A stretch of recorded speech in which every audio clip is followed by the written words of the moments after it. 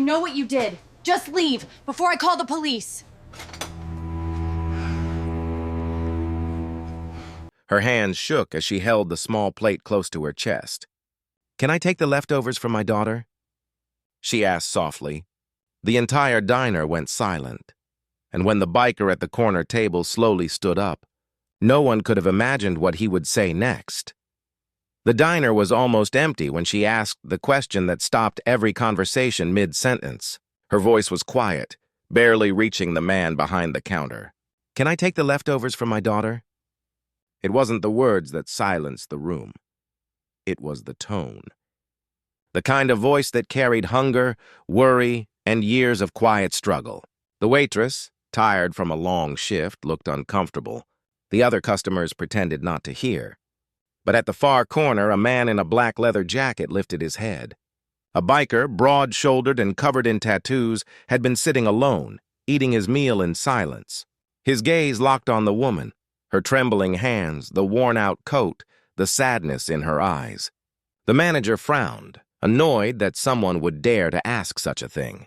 "Ma'am," he said sharply, "we don't give away food for free." A few people snickered, pretending it wasn't cruel.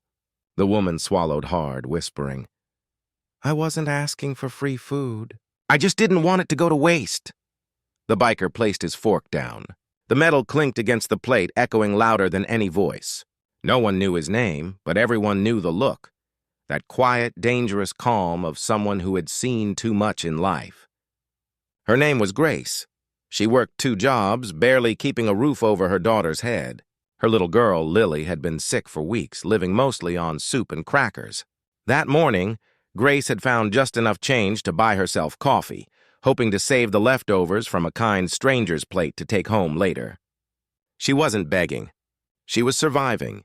The manager rolled his eyes. "People like you always have some story." The words hit like stones. Grace froze, humiliated. The waitress looked away. Even the sound of the coffee machine seemed to stop. Then came the voice that broke the silence. "Is that how you treat a mother trying to feed her kid?" the biker asked, standing up. His tone was low but steady, the kind of voice that made everyone listen. The manager hesitated. "Sir, I don't think you understand." "Oh, I understand just fine," the biker interrupted. "You're throwing away food while a child's at home hungry." He walked up to Grace and gently took the plate from her trembling hands. "You said you wanted this for your daughter, right?" She nodded, barely able to speak.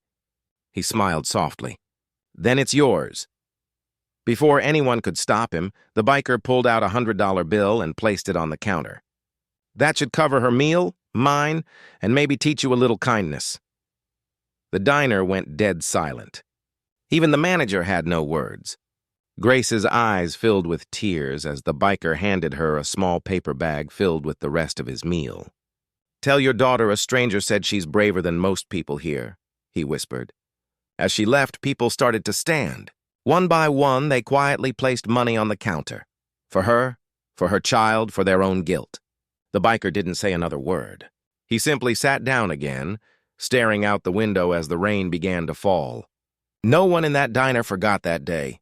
A man who looked like trouble had reminded them what real kindness looked like. And later, when someone asked the biker why he did it, he said only this: "Sometimes the toughest people know exactly how it feels to have nothing."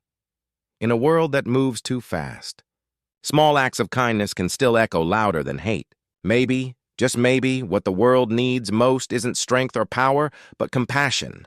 If this story touched your heart, tell us where you're watching from, and remember, kindness costs nothing, but it can change everything.